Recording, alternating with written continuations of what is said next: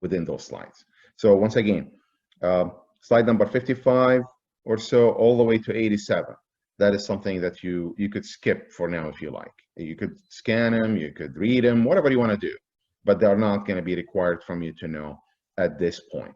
I will be touching a little bit on some of the concepts that have been talked about within, such as the difference between weak acid and strong acid in the next chapter. The fact that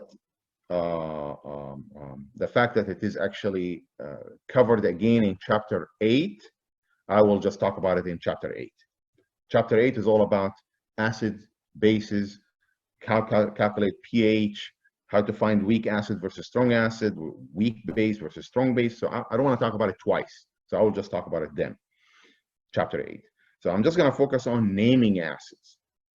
In order for us to figure out how to name acids, I need to learn that there are two types of acids. One, that's binary acid.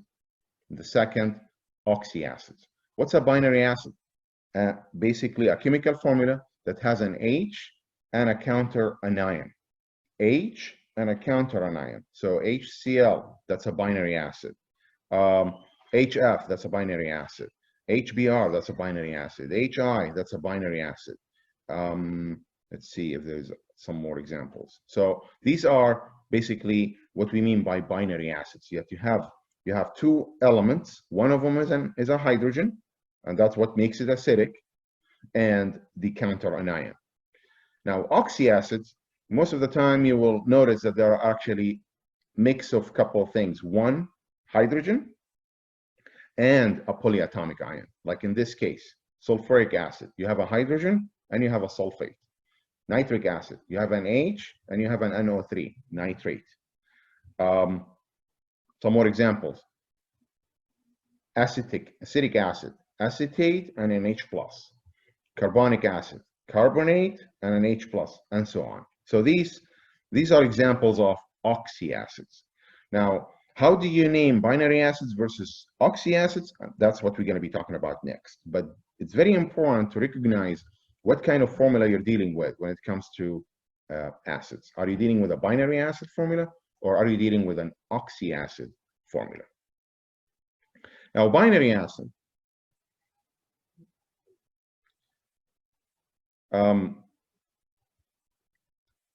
And let me just look at the rule. Yeah, here are the rules. So the rule is listed actually in slide number 88. When you have a binary acid, the way how you name it is by saying what's written in blue, hydrorutic acid. What's the root? The root of the element that came with that H. So if I'm dealing with an HCl, how would I name it? Would be hydrochloric acid. Hydrochloric acid. Here's some more example. Hydrofluoric acid. Hydrobromic acid. Hydroiodic acid. So every time I'm dealing with a binary acid, the way how I name it is by saying hydro, and the root of the element end up with ic acid. So hydrorutic acid. And that doesn't change no matter what binary acid I have. So it's always going to be hydrorutic acid. However, if I'm dealing with an oxyacid, such as those, well, those oxyacids will depend on the polyatomic ion that I have within the chemical formula. So, and you're going to see actually some rules listed here and there, but hopefully I will brief them for you so it will be easy for you to remember. Okay, so back to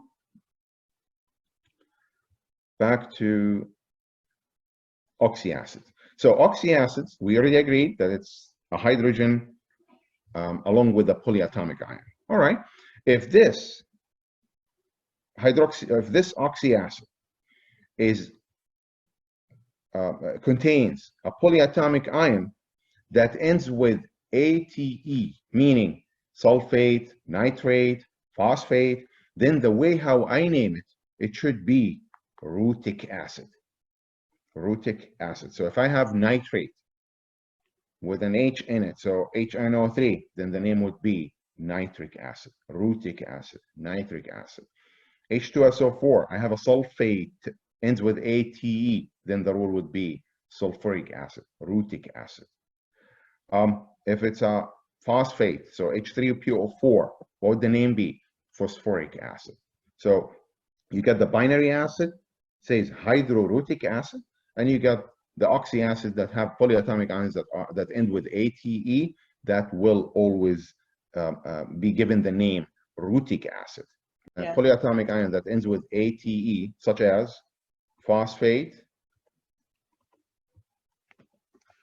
we say the name would be phosphoric acid. If it's carbonate, then the name would be carbonic acid. Okay, what if the name ends with ITE, such as what? Nitrite.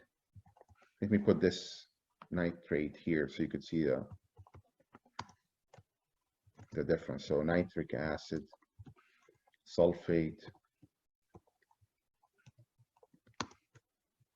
sulfuric acid. Okay, now ITE, such as nitrite. Nitrite would be named nitrous acid. So instead of saying nitric acid for a nitrate, you would say nitrous acid, since the polyatomic is nitrite. Sulfite,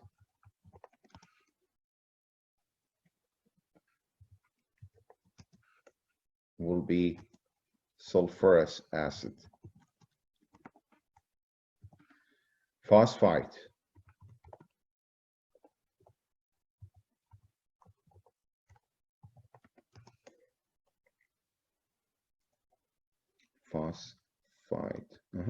would be phosphorus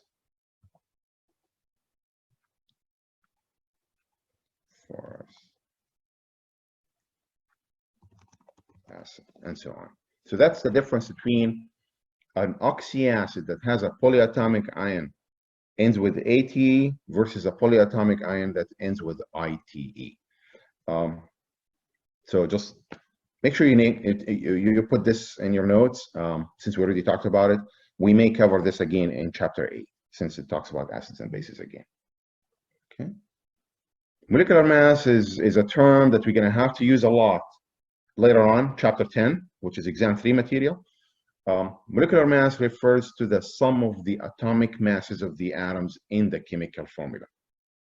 So when I'm dealing with, for example, H2O, then I have to come up with a molecular mass of H2O, I have to add up the atomic mass of oxygen, which is 15.9994, or whatever periodic table you're dealing with.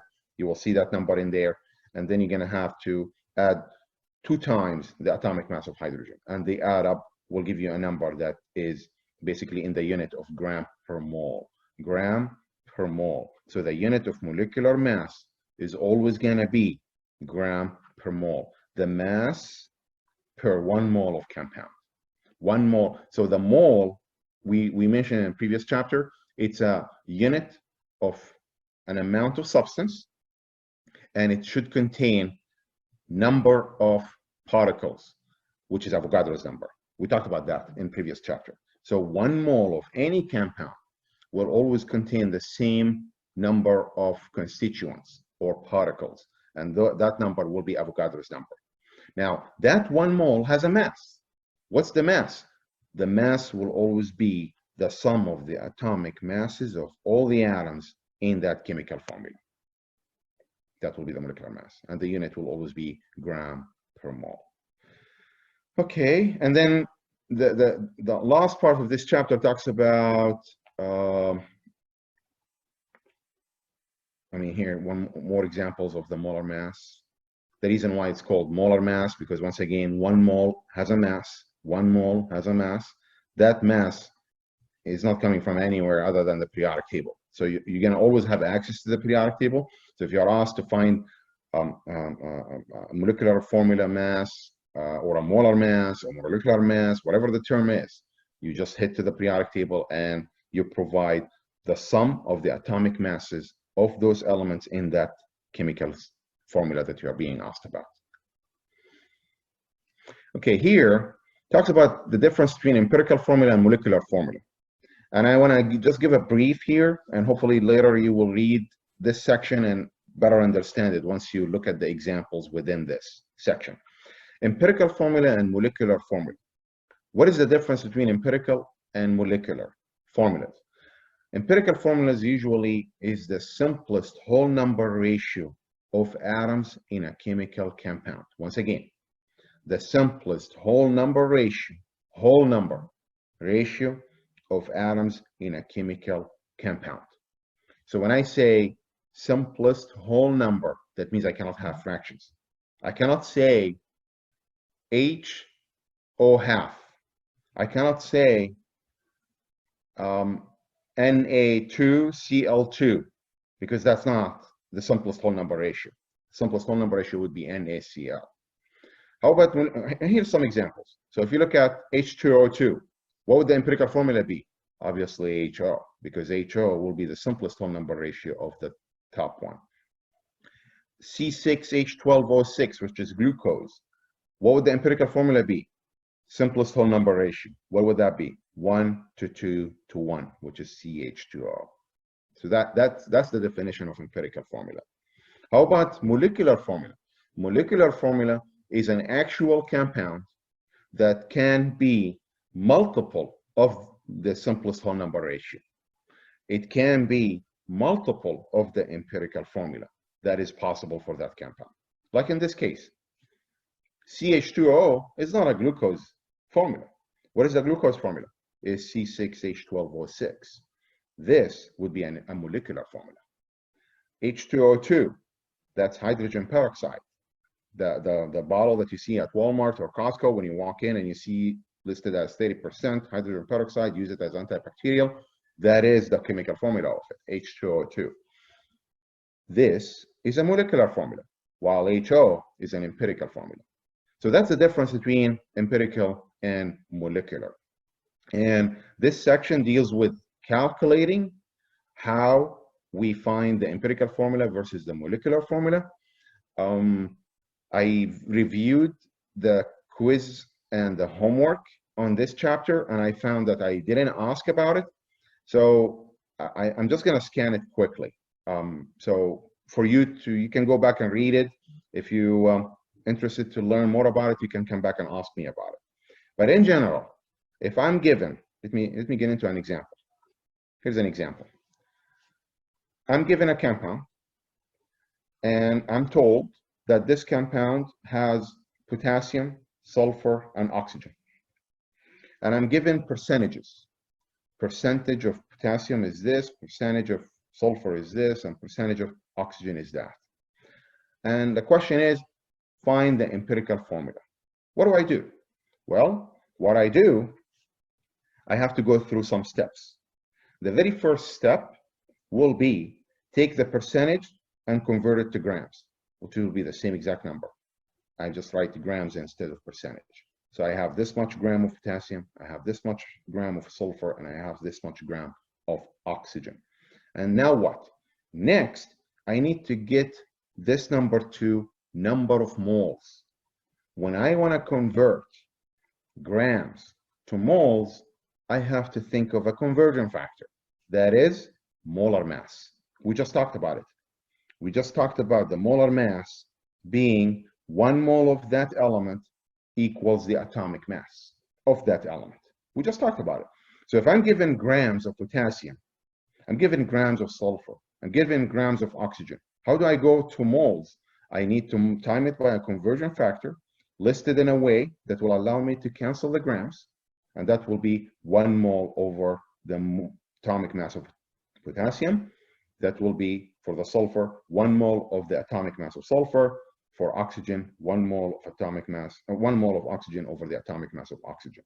All right, and I grab my calculator and I find the outcome of the first is this number of moles of potassium, this number of moles of sulfur, this number of moles of oxygen. Okay, So the first step, get the percentages to grams. Second step, get the grams to moles. All right, now what? Divide those number of moles by the smallest number. What's the smallest number? Obviously, either of those two. So when I do that, I'm going to find myself having a ratio 1 to 1 to 2.5. 1 to 1 to 2.5. But didn't we just define the empirical formula as the simplest whole number ratio? Whole number. We didn't say fraction. How do I go from a fraction to a whole number? Well, I have 1, 1, 2.5. Obviously, the way to get this whole rate, this fraction ratio to a whole number ratio is by timing every single one by 2. And when I do that, I'm going to find it to be 2 to 2 to 5. And that will end up having basically the empirical formula being K2S2O5. So this is how empirical formula usually is calculated. Given the percentages, I get them to grams. After I get them to grams, I get them to number of moles. And once I get them to number of moles, I divide the number of moles by the smallest number. And if there is a fraction, I time it by 2. If it didn't work, I time it by 3. If it didn't work, I time it by 4. If it didn't work, I keep typing it. I keep timing it by whatever number until I get the whole number ratio of those atoms in the chemical formula. That's the empirical formula. The part that has to do with molecular formula, since it's multiple, let me just use an example just to explain that. And once again, I'm not requiring this for an exam or a quiz so far. But if it came up later, I will let you know. But in general, how do I calculate molecular formula? Here's an example. I have a compound. I'm given its constituents. So I have a carbon, hydrogen, and chlorine. Carbon percentage is 39.94, hydrogen percentage is 1.12, and chlorine percentage is 58.94. And I'm told the molecular mass of this compound is 360.88. What is the molecular formula? What do I do? Well, you're going to notice when we do the molecular formula, the steps are kind of the same as the empirical formula. I'm just going to do one last step, additional one, compared to the empirical formula scenario. So the very first step, what do? I get the percentages to grams, which is going to be the same number, just plug in grams instead. The next step, get the grams to moles by timing each gram by the molar mass. The molar mass will be set up as a conversion factor. It will allow me to cancel out the grams. So I do this for every single one of them using the atomic mass of each element. Okay, once I do that, I'm going to get number of moles. The next step is to divide the number of moles by the smallest number. That will be 111, obviously, which is, once I do that, I'm going to get 3 to 1 to 1.5. All right, what do I do next? I cannot have a fraction ratio. I have to have a whole number ratio. So I time all of them by 2. And when I do that, it's going to be 6 to 2 to 3. So now I have an empirical formula that is C6H2Cl3. But that's not what the question was. Question didn't ask me to calculate that, to find the empirical formula. It asked me to find molecular formula. What do? What I do at this point, and this is the additional step I was referring to, you divide the molecular mass, which was given to you in the question, by the empirical formula mass. You find the mass of this empirical formula that you got from the previous calculations. All the steps that you have done is to find the empirical formula. And once you find the empirical formula mass, which happened to be 180.44 in this case, then you divide the molecular mass by the empirical formula mass, and that the outcome will be 2. What does this 2 mean?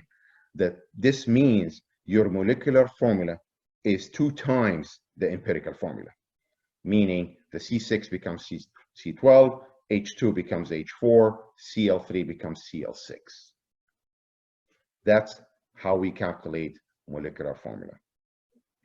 And I'm sure somebody is going to ask, okay, well, you talked about molecular formula and empirical formula and how to find each one mathematically. Are we required to know this for the purpose of the quiz or the exam? The answer to the question, no. The answer to the question is no. So this has been covered just to give you the benefit of knowing this material, just in case if you come across it while you're reading the material in the textbook, you know how empirical formula and molecular forms are usually calculated.